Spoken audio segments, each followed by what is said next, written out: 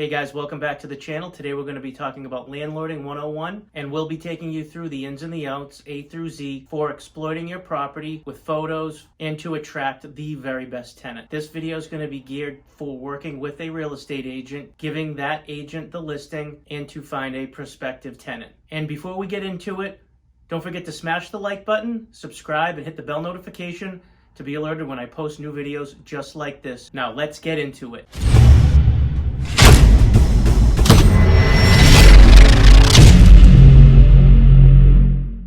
Now, working as a real estate agent and an investor over the past 5 years, I've come to notice a little tricks to the trade and working and screening tenants. This is nothing new that I'm creating. I'm only putting it into a format for you to watch and learn from based on my own experiences and what I've learned over my career. Again, this video is going to be geared for listing with a real estate agent to post the listing and have it reciprocate everywhere online. Okay, so step number one, find a hardworking, hustling real estate agent to take the reins for your apartment to find the prospective tenant. Now, landlords, what you need to do is inspect what you expect. So when you're interviewing these real estate agents, a few points and guidelines to keep in mind. Are they going to be posting it on the MLS, and will that reciprocate through all of the social media platforms that support it to the public? If they aren't working with a real estate agent like Zillow, Redfin, Trulia, HotPads.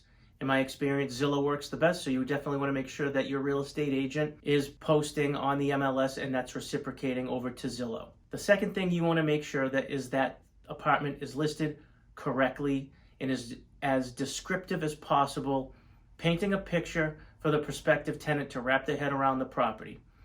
This is going to save you time and the tenant time if they don't like the area or if they don't want an apartment on the third floor. The listing agent should make sure to be as descriptive as possible, itemizing and mentally walking through, painting a picture for the prospective tenant to read, to really wrap their head around it. Again, you don't want a tenant that's looking for a first floor unit wasting the real estate agent's time or your time if you're doing this on your own to come to find out that it's a third floor apartment, and that just doesn't make sense. So take the time, make sure that you inspect what you expect with your agent listing your apartment. And on top of that description, you'll definitely want to make sure that that agent is going to provide floor plans with room dimensions, sizes, as well as room features like, is there cable, is the kitchen eat-in, is there a dining area, etc. You're going to also want to make sure that there are at least 12 high-resolution photos of the apartment to properly represent it, as well as at least a 30 to 60-second video with an exterior shot of the property, amenities in the building, and proximity to shopping, transportation, etc. Believe me, it will make a big difference in the long run and save both you, the real estate agent, and the tenant time. And the third accoutrement that you want to make sure that is specified in the listing are the terms of the lease. Is it a month-to-month tenant at will agreement, or does the landlord require a 12-month lease? And also including the following. What's required as far as monies are concerned? Is it first month's rent, last month's rent, and the security deposit?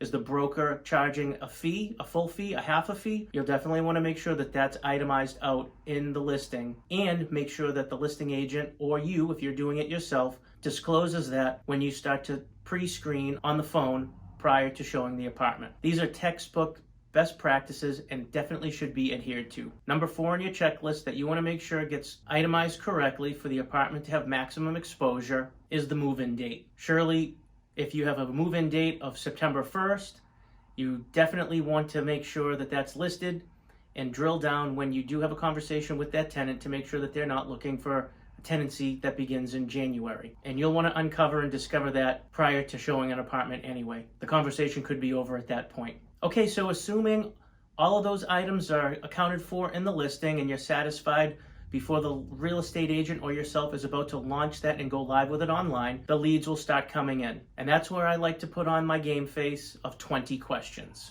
Generally, I'll start to get leads through email and I'll respond with a telephone call.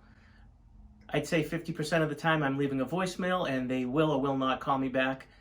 From time to time, I will respond with an email and just tell them to call me so I can save a lot of time and get right down to business. And that's how this needs to be treated, because this is a business. Now, when you start speaking with these prospective tenants, again, you'll want to go right by your checklist, the aforementioned in this video that we spoke about, which is your guideline, more or less, to follow up on to ensure and confirm that the tenant understands, realizes, and agrees with you that they've taken the time to read the listing, and again, saving you time and energy in the long run. 99 times out of 100, the tenant will immediately ask when can they set up a showing, which you should be responding with the following questions no matter what they say, to eliminate confusion and to set the tone and find out if the apartment's actually a good fit. Certainly, you're not going to be renting a 500 square foot studio to a family of 6, and these are part of the screening questions that are reasonable to ask. I will always lead off by asking the prospective tenant, who is the apartment for?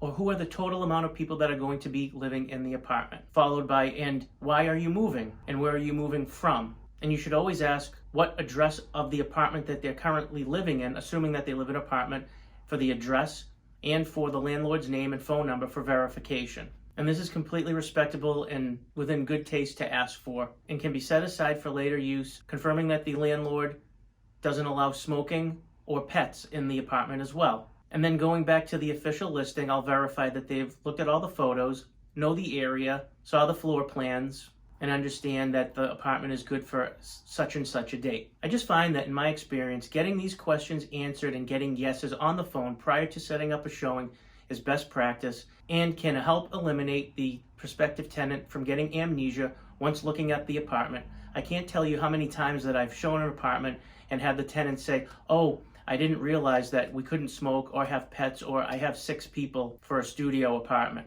It really needs to be treated like a business. And I'll also let the tenant know that we do perform a credit check, eviction check, and criminal check through a third-party site that we email them a link to, as well as a properly filled out application for a prospective tenant signed and dated. That way there, when you find a great tenant to rent out your apartment to, you have all the information at hand that you can go based on and make an educated decision for. And by the way, I've put all the questions for tenant screening in the description below, as well as a checklist for all supporting documents once a lease has been entered into. The lease agreement, the statement of condition, the last month's rent, the security deposit, and if you're a broker, you'll have your own brokerages forms to fill out as well. That's it for now, guys. Don't forget to check me out on Instagram at Agent Investor Pro. And as always, hit the like button, subscribe, and turn on the bell notifications for new videos once I post them weekly.